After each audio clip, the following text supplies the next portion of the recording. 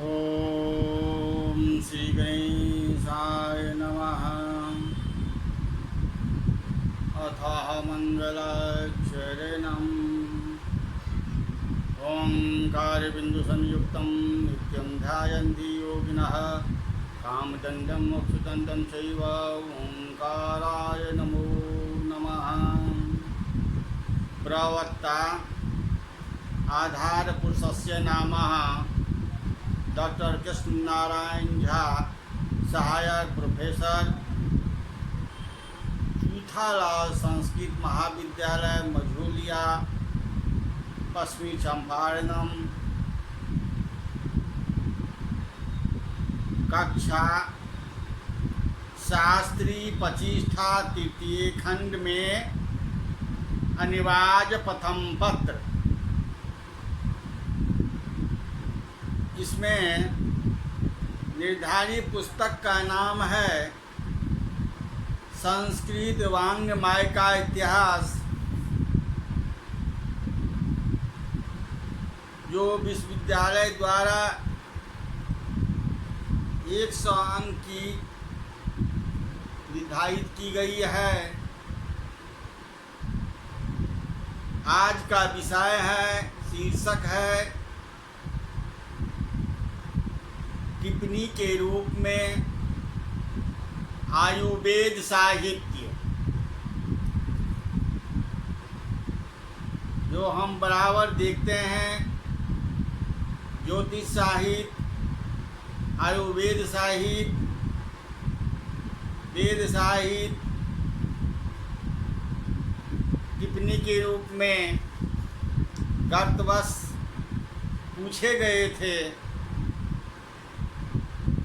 इस पर हम प्रकाश डाल रहे हैं। आज आयुर्वेद साहित्य के रूप में टिप्पणी के रूप में आप लोगों को समझाने जा रहे हैं। आयुर्वेद साहित्य क्या है?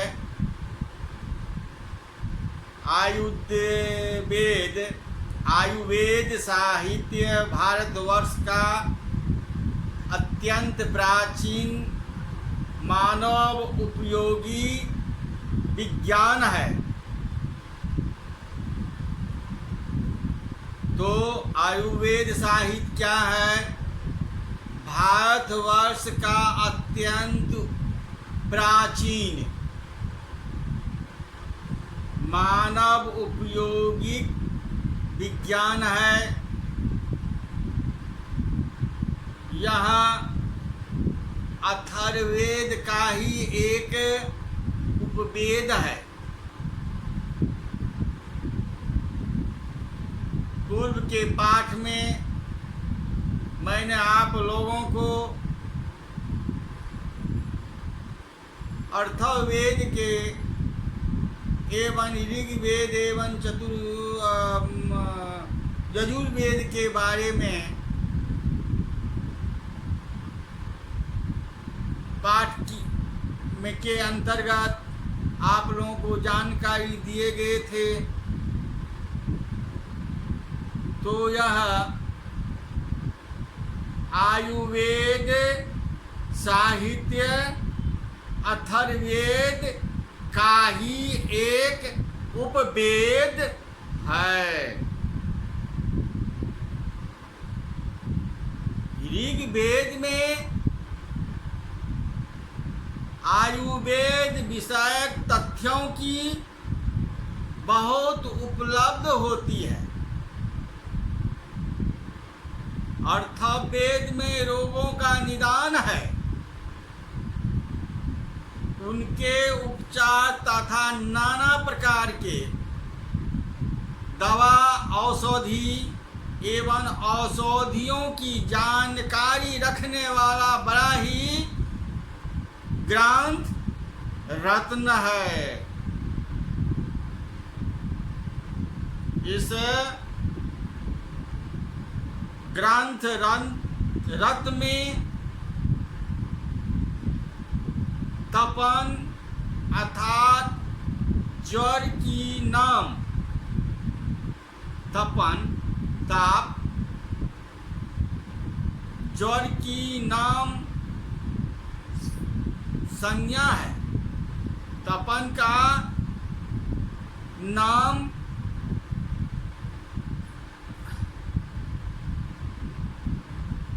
जड़ संज्ञा है। इनमें नाना प्रभेदों का, जैसे कि सप्तम, शरद, ग्रीष्म, शीत आदि का उल्लेख मिलता है, अथर्ववेद में है। जैसे कि हम जानते हैं कि अपामार्ग नामक औषधि अथर्ववेद में है, इसे खाने से भूख प्यास को दूर करने वाली तथा बच्चों को लाभदायक बताई गई है। कृमियों की दूर करने के लिए सूर्य की किरणें का उपयोग बतलाया गया है। इसमें शरीर में रक्त के संचार का विशेष संकेत मिलता है सूर्य के रोशनी से।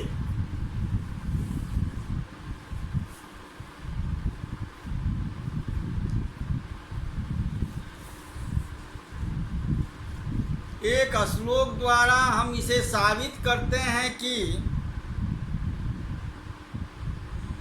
हिताहितं सुखम दुखम, हिताहितं सुखम दुखम आयुस्तस्य हिताहितं मानं च तत्वंच यंत्रोक्तम आयुर्वेदः स उच्यते। यह चरक संहिता से लिया गया है।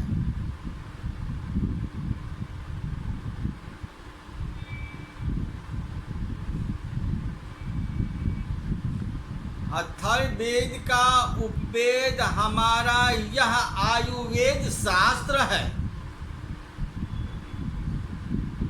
यह आयु के संबंधन, नैरुज्य साधन तथा स्वास्थ्य रक्षा का शास्त्र बताए गए हैं।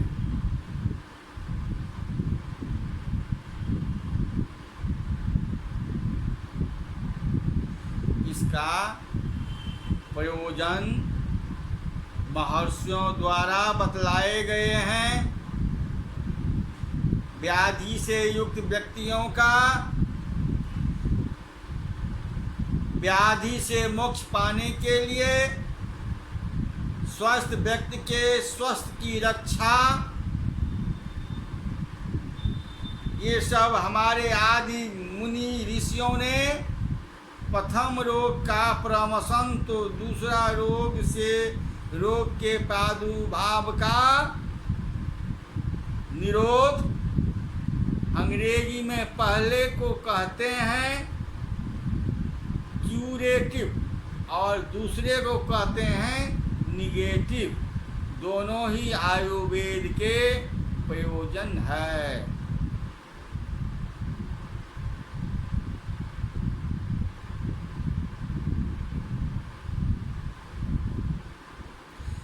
आयुर्वेद के प्रथम प्रवर्तक, आयुर्वेद के रचनाकारक, प्रथम प्रवर्तक स्वयं ब्रह्मा जी हैं।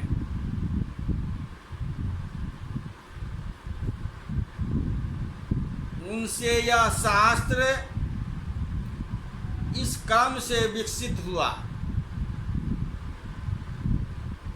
ब्रह्मा ने दक्ष प्रजापति अश्विनी कुमार को अर्थात इंद्र को यहाँ तक देव परंपरा रही, अब आरंभ होती है ऋषि परंपरा से। इंद्र, भारद्वाज, धन्वंतरी, कश्यप, अनंतर इन ऋषियों की विपुल शिष्य परंपरा मिलती है। ये तीनों आचार्य आयुर्वेद के 3 अंगों के प्रवर्तक आचार्य माने जाते हैं। भारद्वाज काय चिकित्सा अर्थात हॉस्पिटल, रोगी का चिकित्सालय के प्रवर्तक हैं, जिनकी परंपरा का सर्वश्रेष्ठ ग्रंथ चरक संहिता है। धन्वंतरी शल्य चिकित्सा, अंग्रेजी में सर्जरी के प्रवर्तक हैं और इस परंपरा का मान्य ग्रंथ सुश्रुत संहिता है। कश्यप कौमारभित बाल चिकित्सा के प्रवर्तक आचार्य हैं, जिनके सिद्धांतों का प्रतिपादक काश्यप संहिता में है। इन दोनों परंपराओं के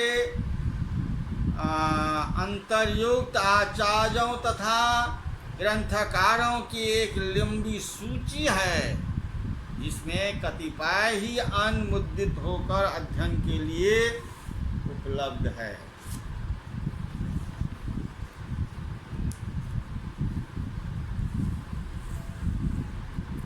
अब आयुर्वेद के अंग के बारे में थोड़ा चर्चा करना जरूरी है।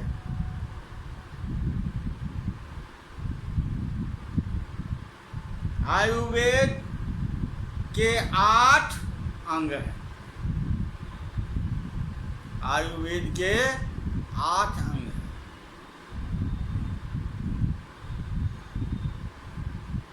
8 में कौन कौन हैं? तो शल्य तंत्र, दूसरा है शालाक्य, तीसरा है काय चिकित्सा, काय मतलब शरीर की चिकित्सा, चौथा है भूत विद्या, पांचवा है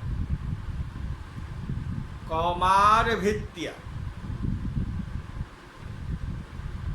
और छठा है अगध तंत्र, सातवां है रसायन तंत्र और आठवां है बाजीकरण।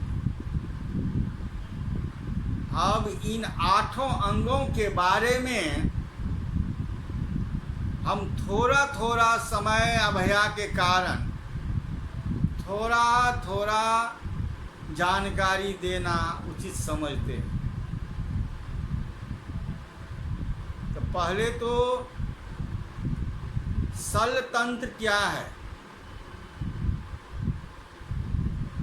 आधुनिक भाषा में अभी के वर्तमान में सर्जरी, जिसमें नाना यंत्रों की सहायता से शरीर के भीतर या बाहर पीड़ा पहुंचाने वाले वस्तुओं का निराकरण किया जाता है।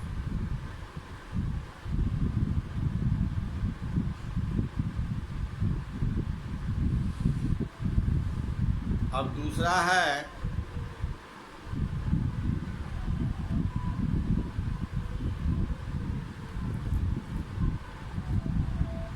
शालाक्य। शालाक्य शालाक्य में क्या होता है? हमारे शरीर के नेत्र यानी आँख, नाक, कान, सिर तथा मुख के रोगों की चिकित्सा की जाती है। और तीसरा है काय चिकित्सा। शरीर की अग्नि को दूषित कर उत्पन्न नाना रोगों की चिकित्सा यहाँ की जाती है। जाठर अग्नि का ही पारिभाषिक नाम है काय। जाठरः प्राणामग्निः कायः इत्यधीयते। अब चौथा है भूत विद्या।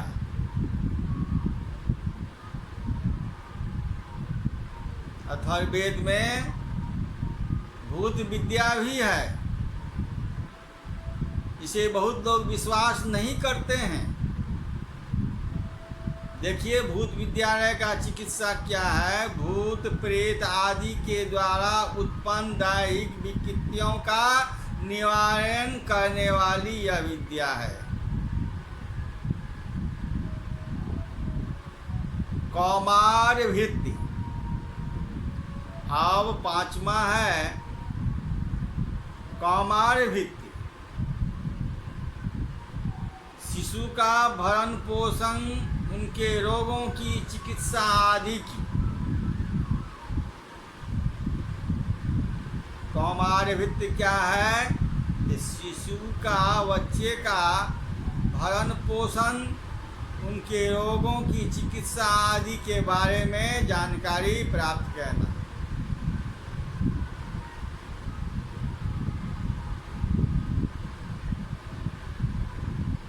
अब पांचवा है अगध तंत्र। अगध तंत्र के अंतर्गत आते हैं शिशु को दूर करने के उपायों वाली विद्या। यानी बच्चों को भरण पोषण,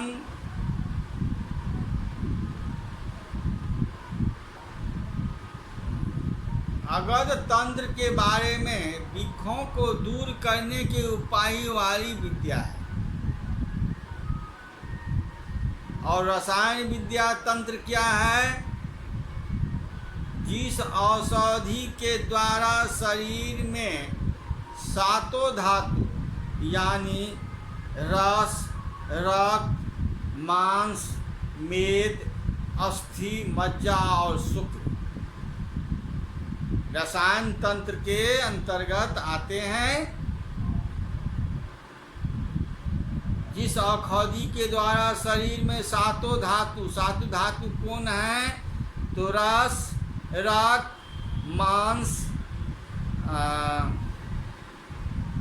मेद, अस्थि यानी हड्डी, मज्जा और शुक्र, जिन्हें रस के नाम से अभिहित करते हैं, जिन्हें रस के नाम से जानते हैं, स्थिर बने रहे और नवीन रूप में विद्वान रहे, इसे रसायन कहते हैं।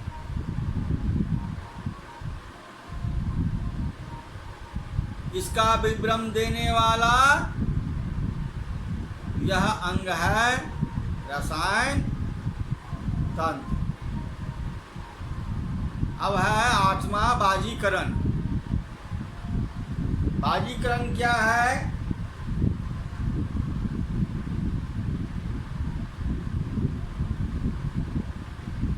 जिस विद्वान के बल पर मनुष्य में शुक्र तथा वेग की वृद्धि होती है, उसमें शक्ति उत्पन्न होती है, वह बाजीकरण कहलाता है। इन आठों अंगों पर आचार्यों ने अलग अलग ग्रंथों का निर्माण कभी नहीं किया था। ये ग्रंथ मूलतः सर्वासह में उपलब्ध नहीं होते। वैदिक के उपलब्ध मानवीय तथा प्रमाणिक ग्रंथों में इन अंगों का अथवा अल्पसह विवरण उपलब्ध होता है, और ये हमारे विषयों के ज्ञान के प्रमुख साधन है आयुर्वेद के।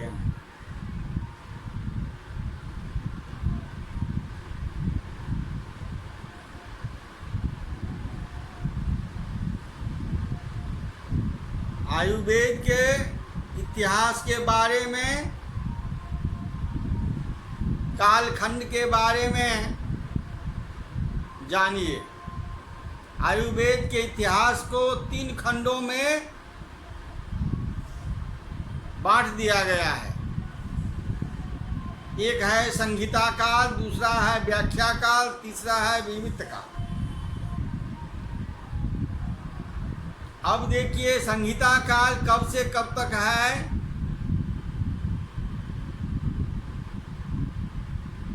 5वीं सदी ईस्वी पूर्व से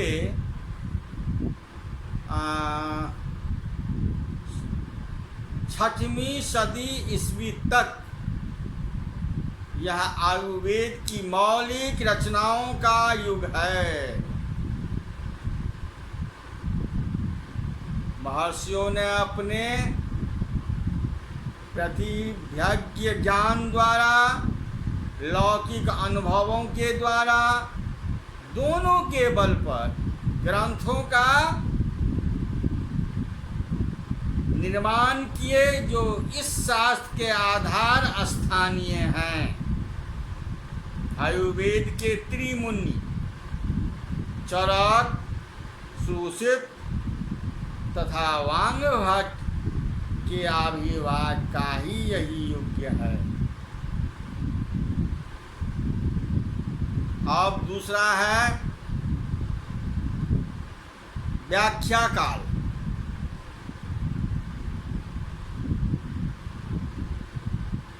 7वीं सदी से लेकर 15वीं सदी तक इस काल में शास्त्र के प्रौढ़ पांडित्य संपन्न लेखकों ने संहिताओं पर व्याख्यानों का प्रणयन किया। भट्टार हरिश्चंद्र, ये ज्वलत, चक्रपाणी, दलहन आदि प्रौढ़ व्याख्याकर्ताओं का यही युग है। विविध काल 14वीं सदी से लेकर आधुनिक काल तक इसमें किसी एक विषय के ऊपर ग्रंथ रचना हुई और संग्रह ग्रंथों का निर्माण हुआ। जैसे माघव निदान और ज्वर दर्पण, ज्वर विषय ग्रंथ की रचना इसी युग में हुई। यह काल आज भी चल रहा है।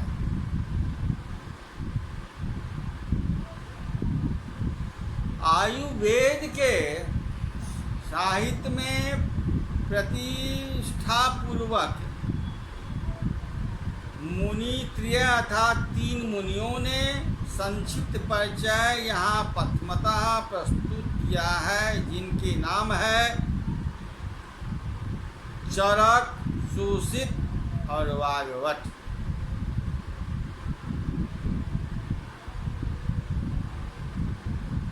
अब चरक के बारे में हम अगले कक्षा में आपको बताएंगे। सुश्रुत के जो 3 मुनि हैं और वाग्भट जो 3 मुनि हैं, उनके बारे में अगली कक्षा में सुनाएंगे। आज का विषय था, आज का आयुर्वेद साहित्य के बारे में जानकारी आप प्राप्त किए हैं और आयुर्वेद के अंग के बारे में, विभक्त के बारे में आप जानकारी प्राप्त किए हैं। और अंतिम में कालखंड अर्थात ये कितने खंड के हैं, 3 खंड के हैं, संहिता काल, व्याख्या काल, प्रवृत्त काल और आदि त्रिमुनि जो हैं हमारे चरक, सुश्रुत और वाग्भट। ये 3 मुनियों ने आयुर्वेद साहित्य का निर्माण किए और आयुर्वेद वन विषयों में विशेषता का संकेत दिए हैं। ये 8 प्रकार के होते हैं: शल्यतंत्र, शालतंत्र, काय चिकित्सा, भूत विद्या, जो अभी भूत विद्या के लोग नहीं मानते हैं, लेकिन अथर्ववेद आयुर्वेद में इनकी चिकित्सालय है। कौमार भित्तिया, अग्रदत्त तंत्र, रसायन तत्व आदि आदि के बारे में अभी अभी आप जानकारी प्राप्त किए हैं। आज का हम व्याख्यान यहीं समाप्त करते हैं। पुनः फिर हम अगले कक्षा में आप लोगों से हम मिलेंगे। आज का व्याख्यान यहीं समाप्त करते हैं। इति संपूर्णम